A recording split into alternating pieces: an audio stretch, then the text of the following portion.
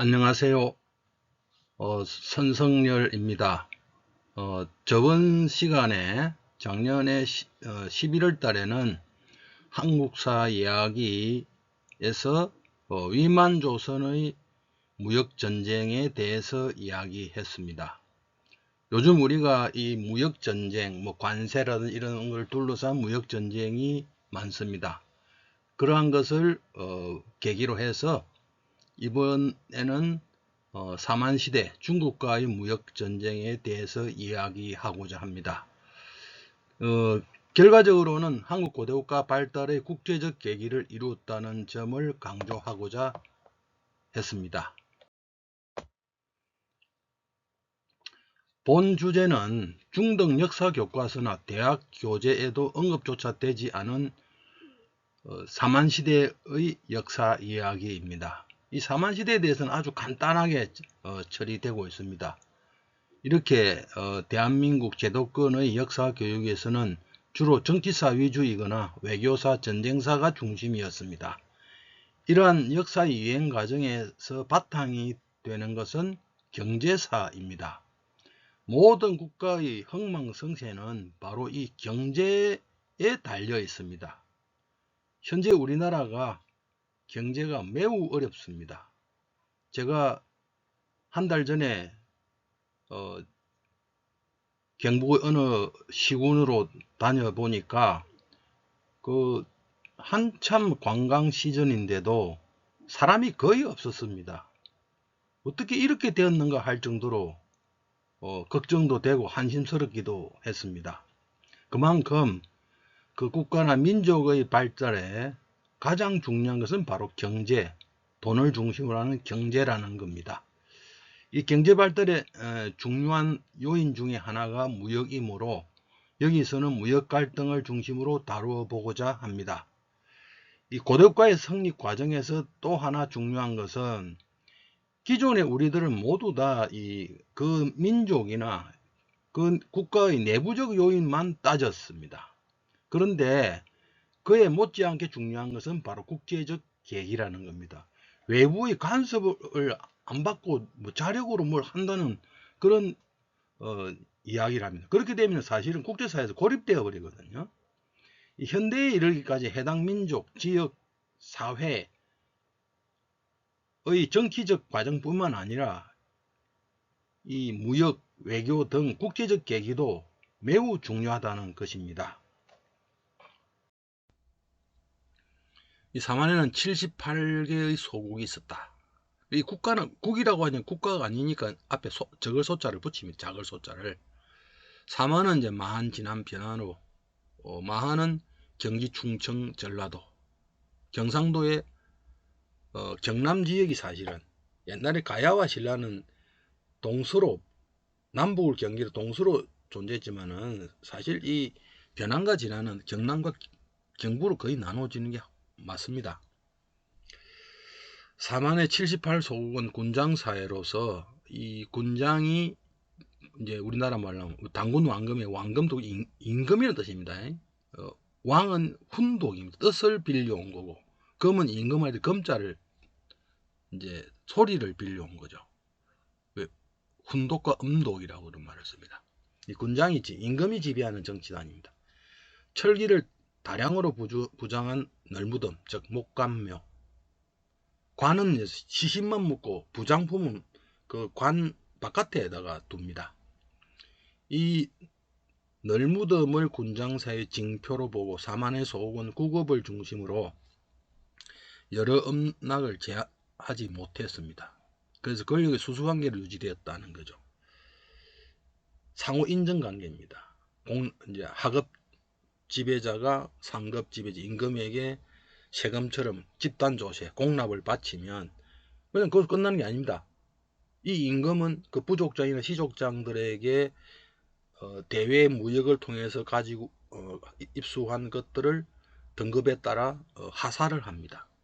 서로가 지배를 인정하고 또 거기에 대한 답례를 보냄으로써 서로 기브 앤드 테이크가 이루어진다는 거죠. 군장은 국업을 기반으로 정치 군사권을 가지고 청군은 종교 제사권을 가지고 지배권을 유지하면서 하위 지배층에게 위세품을 하사한 대신 음락들에게 공락과 노동력을 제공받았습니다. 음락사회는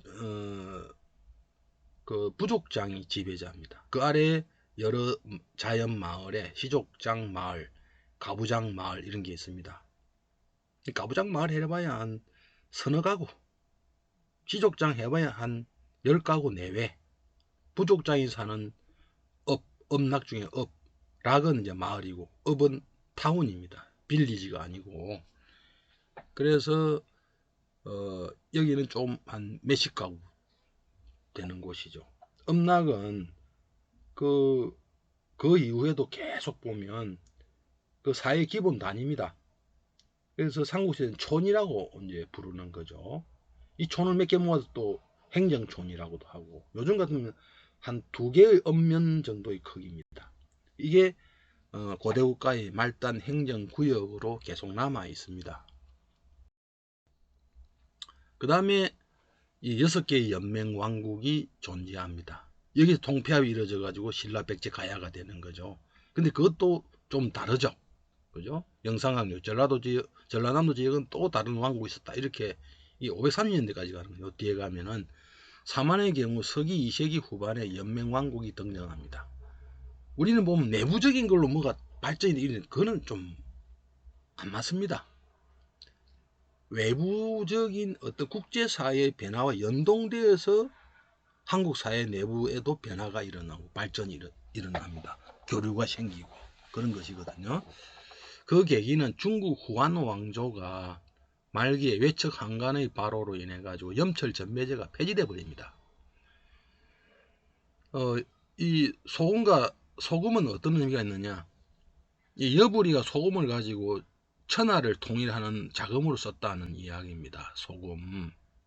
그래서 이 소금은 이 산지와 내륙 간에 사람은 소금 없이는 염분 없이는 살 수 없고, 요즘은 뭐 소금 안 먹으려고 애를 쓰는데 사실 소금을 안 먹으면 사람이 힘을 못 씁니다. 이게 이제 그 물가 차이가 심하니까 결국은 국가가 배급제로 하는 전매를 한다는 거죠. 쇠는 기역자 낫을 일자로 치면 칼이 되고 무기에 되고 이 중국에 농민 반란이 많았습니다. 그래서 이제 이 중국 한나라는 약 400년간 이례적으로 존속을 하는데, 이 염철 전매제로서 국가 경제를 안정시키고 반란을 미연에 방지했다는 이야기죠. 근데 결국 이 체제가 무너져 가지고 이거 폐지됩니다. 전매제란 여기는 다 공문을 해야 돼. 인턴이 아니라 정규직이 되었다는 거죠. 그 예산이 엄청나게 들어가니까 유지를 못해서 폐지시켜버립니다. 그래서 한반도 남부에 이런 기술자들이 들어옵니다. 제철 기술이 들어와서 산업이 크게 발달합니다. 그전보다 철 생산량이 배 이상 느는 거죠. 이 시기의 지배층은 철기의 대량 생산과, 대량이라고는 다량이라고 보는 게 나을 것 같은데 자꾸 대량이라고 씁니다. 무기 농공구의 집중으로 소유하고, 그 다음에 대형 널무덤을 만듭니다. 목곽묘, 덧널무덤이라 그러죠. 덧널무덤은 시신도 묻고 그 주변에다가 여러 가지 희귀한 물품도 다 묻습니다. 우세한 나라를 중심으로 연맹으로 더욱 큰 나라가 되었는데, 이들과 이제 무역이 이루어집니다. 특히 이제 중국이 후한이 망하는데 삼국시대가 되거든요. 그래서 북방에 있는 위나라가 남방 물자를 구하기 힘들고, 서로 간에 이제 이 중국 대륙은 아한대, 온대, 아열대라는 세 개의 기후가 있기 때문에 중국 대륙 자체로서 외부와의 교류 없이 충분히 살 수 있는 그런 환경을 가지고 있습니다. 이게 세 개의 나라로 쪼개지니까 물자 부족 현상이 있거든요. 그래서 위나라가 동방무역, 만주, 한반도, 일본 열도에까지 무역을 합니다. 그래서 남방물자, 일본으로부터 목재, 또 군수물자인 우리 사만, 변환의 가야의 철, 이런 것을 수입해가면서 가장 강한 나라가 되죠. 그래서 그런 사이에 동아시아 국제 경제가 활성화되면서 이러한 큰 나라들로 나라의 규모가 커진다는 거죠. 일단 한강유역에는 처음에는 원래 우리가 한강유원 백제인데 백제가 아닙니다. 신분 활국, 경기도 가평이나 저기 강북지역, 서울 강북지역 일대에 있던 나라입니다. 이 연맹을 주도하였지만 이 고구려계의 우리 건국신화인 백제건국신화는 온조 비류 집단이 남하해서 강남 쪽에 정착, 우리 몽촌도성, 풍납도성. 이 풍납도성은 백제 거죠. 몽촌도성은 그 앞에 백제국의 도성이라고 볼 수 있습니다. 이 논란 좀 있습니다. 여기 정착한 후 3세기 후반 무렵, 여기 이들이 왜 이런 증거가 나오느냐 하면은 고구려의 사각뿔 모양의 돌무지 무덤이 이 남한강 지역에 있어요. 우리 석촌동의 그 계단식, 그죠? 저석촌 5단이라고 부릅니다. 이제 다 조사한다 다 뭉개버린 거죠. 이들이 처음 들어온 게 3세기 후반이라는 겁니다. 고구려 계통이 온조 비류가 주몽의 아들로 오는 게 맞다는 이야기라는 겁니다. 이들이 결국은 이 신분활국을 누르고 주도권을 차지해서 결국 이 지역이 강남 쪽이 바로 이 몽촌도서 중에 강남 쪽이 바로 백제국입니다. 중심으로 발전을. 그러면서 이제 풍납도성이 조성이 되는 거죠. 건강유역에는 마한의 목지국, 우리 삼국지 위서동 이전에는 왕이 존재한다. 목지국에. 이 사만의 대표자거든. 당시에는 6개의 왕국 가운데 가장 강력한 세력이었습니다. 근데 4세기 후반, 전반, 이 백제국이 한강유역을 차지하고 한 50년 뒤에 백제에게 통합되었다는 겁니다. 이 연맹왕국의 세 번째가 영산강유역입니다. 마한의 발라국 또는 포상팔국 중에 보라국이라고도 하는데 보라와 발라는 의미 같습니다. 바라국이 되거든. 이를 중심으로 발전합니다. 나중에 이제 대형 옹관묘가 왕릉이라는 것도 밝혀지죠. 왕의 무덤이라는 것도 밝혀집니다. 그래서 5세기 전후 가야 연맹과 연합하여 소가야, 아라가야 이런 대형 토기들이 가는데 그 당시 영산유역에는 토기가 뭐 높아봐야 커봐야 3cm인데 그게 6cm, 7cm짜리 대형 가야 토기가 있어요. 그래서 이들이 백제의 세력 팽창에 대응해서 버팁니다. 여기 우리 이제 일본으로부터 들어온 게 그 전방 후원본이 있는데 이것은 외인이 만든 게 아닙니다. 저도 저번 6월 11일, 12, 13일 날 가가지고 논문을 발표하고 토론을 했어요.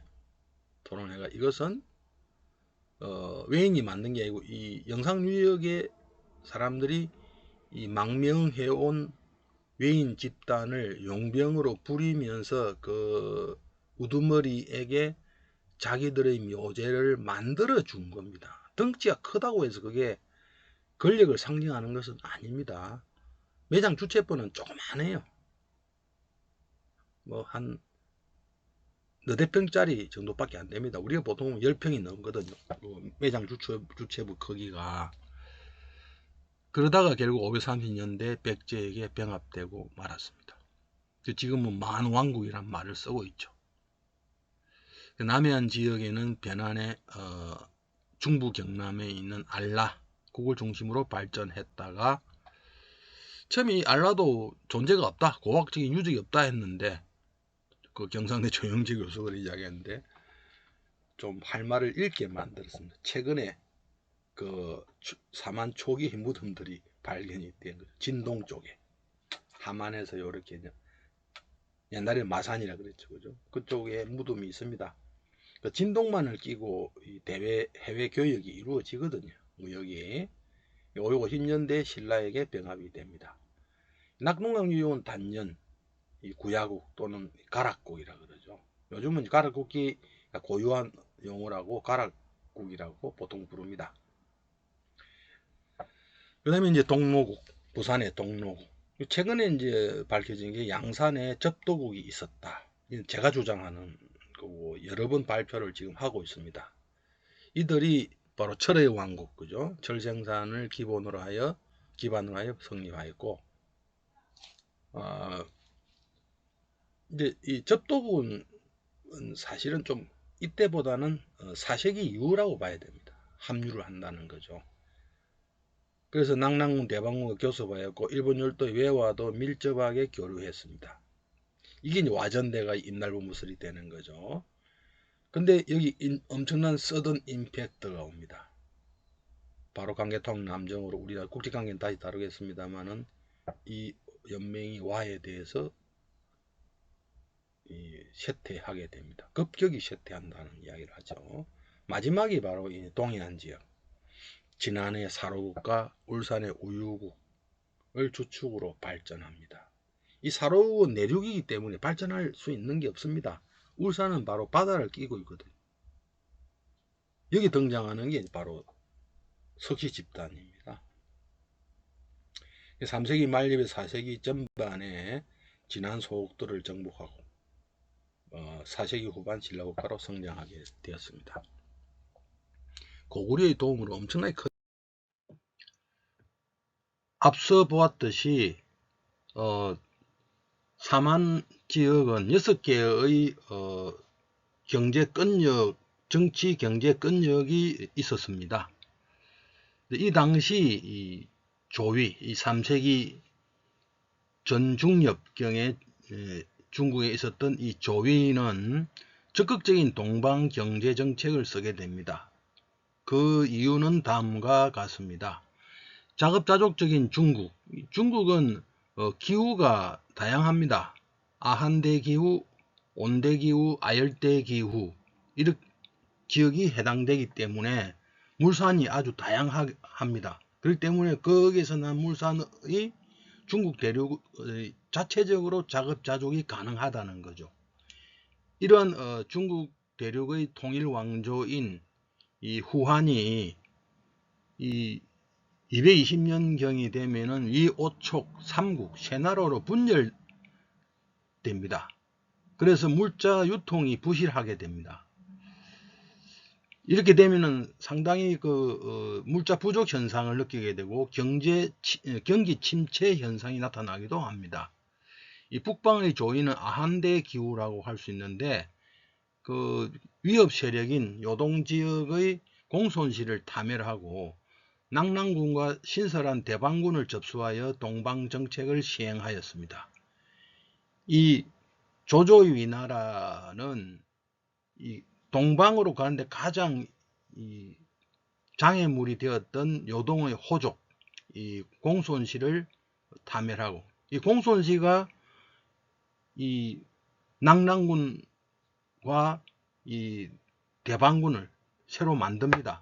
기존의 낙랑군과 이 대방군을 새로 만들어서 동방과의 무역을 해서 조조의 위나라, 조위와 대결하려고 했던 겁니다. 여기에 위협을 느꼈던 조위는 이들을 공손시를 타멸하고 신설한 대방군 그리고 기존의 낙랑군을 접수하여 동방 정책을 본격적으로 시행하게 됩니다. 그 무역의 내용은 철 소재, 이 철 소재는 현대나 그 당시 철기 시대 이후 이 군수물자로서는 아주 중요한 거죠. 군수물자뿐만 아니라 그 농사를 짓는데도 농기구라든지 아주 중요한 부분들이 있습니다. 여러 생활물자로서도 당시에 이제 이 삼국이 세 나라가 서로 싸우니까 이 군수물자로서의 효과가 가장 컸었던 것이죠. 그 다음에 이 비단이 있습니다. 이상하다. 중국에도 비단이 있는데 왜 갑자기 삼한이나 일본 열도에 왜 이 비단을 찾느냐. 근데 이 비단은 중국의 비단과 좀 다릅니다. 제가 중국에 가보니까 뭐 그런 이야기를 들었는데 뭐 반투명이더라. 아주 손톱만한 그 누에가 실을 자아내 가지고 비단을 짜는데 안에 살결이 보일 정도로 거의 반투명인 아주 얇은 비단인데 그는 아주 고급 비단입니다. 근데 우리나라는 이쪽의 비단은 분필만한 큰 누에들이 실을 짜는 겁니다. 뽕나무 잎을 먹고 실을 자아내서 짜는데 이것도 겸사라고 해가지고 한 6, 7개를 이걸 겹비단이라고 합니다. 두꺼운 올로 짜냅니다. 서민들이 주로 쓰는 거거든요. 우리가 또 한 가지 에피소드가 문익점 선생이 그 고려 말에 그 목화를 가져와 그 뒤로부터 무명배를 쓰고 또 따뜻한 옷을 해 입었다고 생각했잖아요. 그럼 그전에는 어떻게 했을까?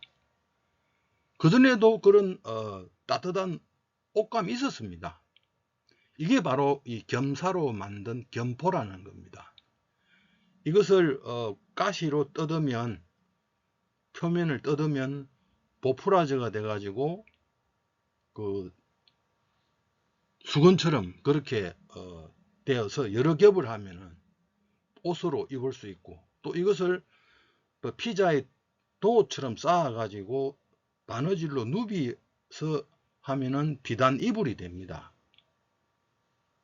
그래서 그만큼 뭐 고대에는 뭐 목화가 없으면은 뭐 난방하는 의류가 없는 것도 생각하는데 그게 아닙니다. 다 가죽옷만 입었을 것 같냐? 아니다 이 말입니다. 토스카나 무스탕만 입은 건 아닙니다. 그 비싼 걸 누가 입겠습니까? 이 비단은 바로 이 값싼 이런 두꺼운 오리 두꺼운 비단이 있습니다. 이것을 6, 7 올로서 꼬아서 만든 것이거든요. 이게 이제 또 그 뇌고치를 잡아 당기면 피자 도우처럼 돼요. 여러 겹으로 짜서 그게 누빔 이불 이런 게 되는 거죠. 그 다음에가 이제 이 향신료입니다. 그런데 이 비단은 겸포는 아주 중국에서는 인기 절정이었습니다. 그래서 그 일본에서 역수입된 비단이 있었는데 이거는 이제 체하 7협이라는 고급 물품들, 지배층 귀족들이 쓰는 고급 물품들을 수입해 오면 낙랑군에서 이것을 포장하는 옷감이 있어요. 이게 겸포입니다. 이 비단인 거죠. 왜나 사만에서 수출한 그 비단을 겸포를 포장지로 쓸 정도로 있었다는 겁니다. 그래서 이 낙랑에서 나온 이 비단을 낙랑견이라고 하는데 이 북위 조위에서는 아주 인기 상품이었습니다. 값싸고 실용적인 이 비단이. 그래서 거기에 빨간 도장으로 비단 견자를 쓴 도장을 그 비단에다 찍어 놨다는 거죠. 이것이 일본의 기누무케 유적, 전향 유적에서 발견이 된 적이 있습니다. 저도 직접 본 적이 있습니다. 그 다음에 이제 향신료인데, 이 향신료는 중국 사람들은 이 향신료를 굉장히 많이 먹죠. 옛날부터. 왜냐하면 토양이 황토 먼지가 많이 나기 때문에 그것을 중화시킬 수 있는 대체제가 필요해요. 중화제로 쓰는 게 이 향신료입니다. 우리나라는 뭐 향신료 별로 없어도 돼요. 워낙 기후가 좋아서. 그래서 생강이라든지 뭐 여러 가지 허브 종류 이런 게 있었는데 이게 일본 열도에 많았다고 합니다. 삼국지 위서동의전 외인전에 보면은 그런 기록이 나와요. 근데 거기에다 뭐라고 적어 놨느냐? 외인들은 이것을 사용할 줄 몰랐다고 나옵니다. 이들이 이걸 사가는 거죠. 그 외에 남방에서 중요한 우리 옛날에 보르네오 가구라든지 인도네시아나 저런 데서 보르네오 섬에서 오는 목재를 가지고 와서 합판도 짜고 우리 지금 원목 가구 대부분 다 그런 것들이거든요. 목재. 이런 남방물자들을 한반도나 온대기후의 한반도나 아열대기후 일본 열도에서 구하고자 이 동방무역을 적극 추진하였습니다. 이 당시 조유의 지식인들이 뭐라고 썼느냐 하면 시를 쓸 때 초상뵐 면목이 없다. 그때는 나무 널 무덤을 목각으로 짠 무덤을 썼거든요. 근데 이 삼국 때는 중국의 삼국시대에는 이 조위 지역 북중국에서는 그 벽돌로 만들었어요. 흙이 워낙 황토 흙이 많으니까 벽돌로 나무로 무덤을 못 만들고 곽을 못 만들고 벽돌로 구워서 만들었어요. 그래서 조상 뵐 면목이 없다는 그런 시도 나옵니다. 그래서 이 조이는 이런 동방무역 정책을 적극적으로 추진을 해서 국력을 키우려고 합니다. 물론 우리가 뭐 제갈량 이런 이야기도 있지만 사실은 조이가 가장 강대한 나라거든요. 물자도 풍부했고 땅도 넓었고 토지의 활용도 굉장히 높은 지역이 있습니다. 그럼 우리 이제 반대로 우리 쪽에서 볼 때, 한반도 쪽에서 볼 때는 사만의 여러 연맹왕국의 경제 발전이 이루어집니다. 이 조이의 적극적인 무역 정책에 힘입어서 사만이 거기에 호응해서 산업이 발달하고 연맹왕의 권력도 강력해져 결속력이 커집니다. 그래서 이 사만 시대에 보면은 나무늘무덤이라는 게 있는데 이 나무늘무덤이 후한 때, 그러니까 2세기경에는 무덤이 작아요. 나무늘무덤이 있는, 그 앞에 널무덤이 있고 그 다음에 나무늘무덤이 있는데 작습니다. 근데 이 이후에 되면은 대형 목강묘, 즉 대형 나무늘무덤이 나오고 여기에서 왕릉이 나옵니다. 이런 경제발전에 의해서 왕권이 강해지고 그 다음에 그 무덤도 그 권위를 상징하기 위해서 크게 만들었다는 하는 겁니다. 특히 이 낙동강유역의 가야연맹은 중국, 일본 외화의 중개무역으로 이 경제 강국이 되었습니다. 삼국지 위서 동의전에 보면은 일본으로 갈 때 이 낙랑군이나 대방군의 무역상이나 관리들이 일본으로 갈 때 그 북쪽 대안에 구야 한국을 거쳐서 갔다고 일본으로 들어갔다가 나옵니다. 그러니까 이 낙동강 유역의 이 가야 세력, 변한이죠. 변한 가야 세력은 전통적으로 일본 열도와의 무역이 교류가 활발했습니다. 그런 것을 이용해서 중국에서 이 무역을 했다는 겁니다. 그러니까 이 가야 연맹은 바로 이 중개무역으로 경제 강국이 되었던 것입니다. 이 신설 대방군과 사만의 충돌이 일어나는 사건이 발생합니다. 이 소위 이제 무역에 관련된 갈등과 거기에서 표출된 전쟁이라고 할 수 있는 거죠. 중국의 조이는 요동군 낙랑군을 강성해진 고구려에 대응하도록 하고, 고구려 굉장히 커집니다. 세력이 강해지니까 지금 낙랑군 가지고 뭐 부여, 고구려, 뭐 옥저, 동해, 사만 다 통제했는데 이게 안 된다는 겁니다. 그리고는 이제 이 대방군을 통해 홍손씨가 신설했던 이 대방군을 통해서 사만 외와 교섭하도록 했습니다. 그런데 여기서 이제 문제가 발생한 이겁니다. 유독 지난해 8개 소국만은 낙랑군과 교섭하도록 했습니다. 왜냐하면 이 앞에 그 지난 동해안 지역이거든요. 동해안으로 왔다 갔다 한다 이 말입니다. 근데 이들이 대방군으로 와서 교섭하려면은 상당히 먼 거리를 가야 된다는 거죠. 근데 이걸 그 대방군의 관리가 해명하는 과정에서 오해가 생겼다. 거기에서 뭐 통역의 잘못이라는데 요즘 우리 뭐 관세 문제 가지고 이 오해가 생기고 이상한 그 뒤에 이상한 음모가 드러나잖아요. 그죠? 그 오해가 생겨가지고 여기에 사만에 뭐 삼국지 위서 동의전에 보면 한의 신지와 한이 격분해가지고 그래서 대방군을 이제 공격했다.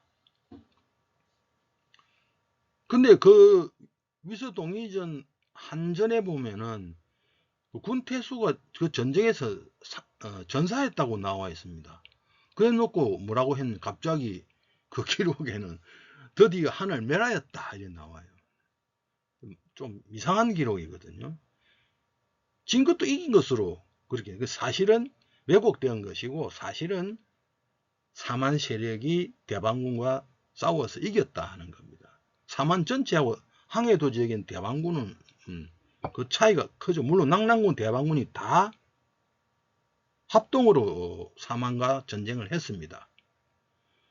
근데 이걸 보면은 좀 비교되는 게 좀 더 뒤에 있었던 일인데, 이 조위는 고구려와 정벌 전쟁을 벌였지만 고구려 상당히 유린을 당하죠.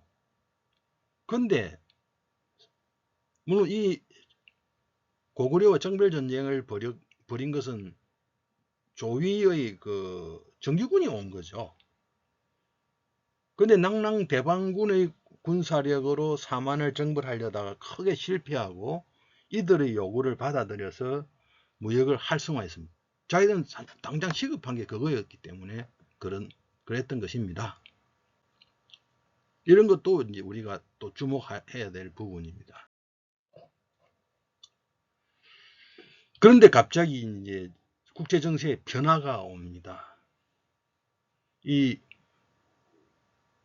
중국 이제 위오촉 삼국을 통일한 게 바로 이 서진이라는 나라입니다.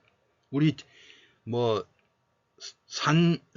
죽은 제갈량이 죽은 공명이 산중달을 쫓았다 이런 말이 나오잖아요. 오장훈에서 병사한 그게 너무 그래서 그 조위의 장군이었던 이 사마중달 즉 사마이가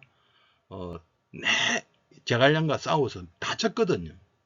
그래서 나중에는 죽은 그 모습만 보고도 놀라가 도망갔다는 그런 소설 같은 이야기가 있습니다. 그 사마의 아들들이 조위를 찬탈하고 황제 위를 찬탈하고 세운 게 진나라입니다. 근데 이제 이 진은 또 두 개로 나뉘거든요. 저 서쪽에 있던 수도를 둔 진나라와 나중에 다섯 오랑캐가 쳐들어와서 일시적으로 망하고 양자강 쪽으로 동쪽으로 쫓겨온 동진과 구분해서 그 이전을 이 서진이라고 합니다. 이 서진은 동방정책을 파괴해버립니다. 당연한 결과거든요. 어떻게 보면 280년에 이 오촉 삼국을 통일한 서진은 물자 부족이 해결된 이제 굳이 멀리 일본 열도까지 갈 필요가 없다는 겁니다. 그러자 동방정책을 파괴하고 서방의 선비족의 위협에 대응하게 됩니다. 그래서 여기에서 이제 그 내부에도 이 조씨들 웃기죠. 찬탈당하고 사마시가 주객이 전도된 거죠. 사마시가 왕족이 되고 그 전에 왕족이었던 조씨들이 신하가 됩니다. 그들은 서방파라고 해가지고 이 선비족 흉노족의 위협에 대응하려고만 합니다. 장화라는 인물은 당시 권신이었는데 이 동방과의 관계를 더 중요시해야 된다 해가 서로 싸우다가 나온 책이 삼국지라는 책입니다. 진수가 그 장화의 보좌관으로 있다가 이 삼국지를 편찬하게 됩니다. 그래서 우리나라에 대한 이 3세기 전후, 서기 200년 전후의 여러 가지 사정들이 자세히 전해지게 된 것이죠. 그런데 우리 이러한 정치 상황에 대해서는 삼국사기에서는 고구려 봉기를 빼면은 백제 봉기나 신라 봉기는 안 나옵니다. 그래서 그런 어떻게 보면 좀 더 객관적인, 물론 왜곡이 좀 있긴 하지만 그 객관적인 중국길 그 당시 동시대 우리 삼국사기는 한참 뒤잖아요. 그죠? 한참 뒤에 1145년에 만들어진 신라가 망하고도 약 220년이나 뒤에 만들어진 책이거든요.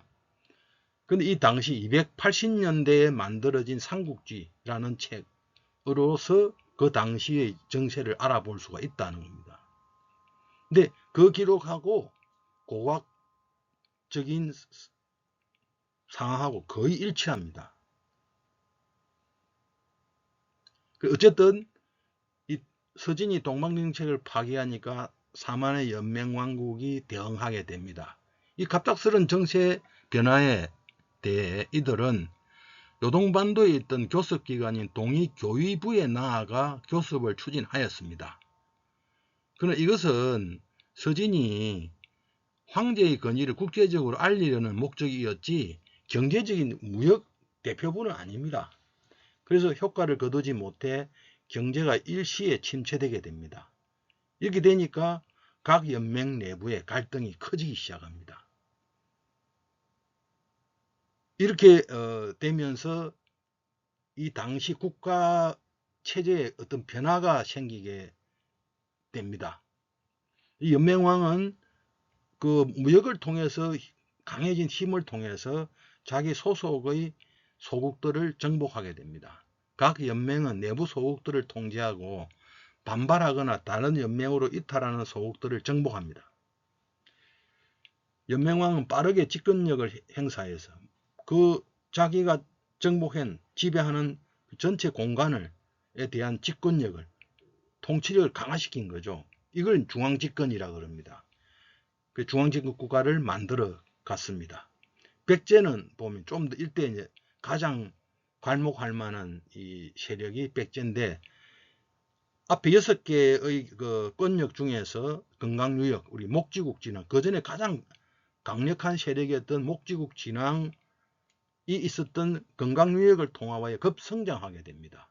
이렇게 되니까 불안을 느낀 영상항유역과 이 가야연맹 등은 동맹을 맺고 여기에 대응을 하게 됩니다. 이와 같이 이 한국 고대국가의 발달 과정에는 내부적 상황뿐만 아니라 외부의 국제적 계기가 크게 작용을 했습니다.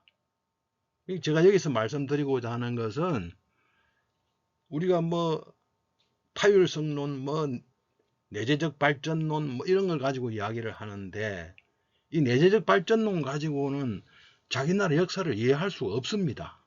그런 것이 바로 이러한 국제적 계기라는 거. 사실은 자기 내부 것만 하면 북한처럼 고립되고 결국은 침체돼 버리거든요. 그래서 국제적 계기라는 것도 역사 연구에는 아주 중요한 요인이라고 할 수가 있겠습니다. 이상과 같이 사만시대 중국과의 무역전쟁에 대해서 살펴보았습니다.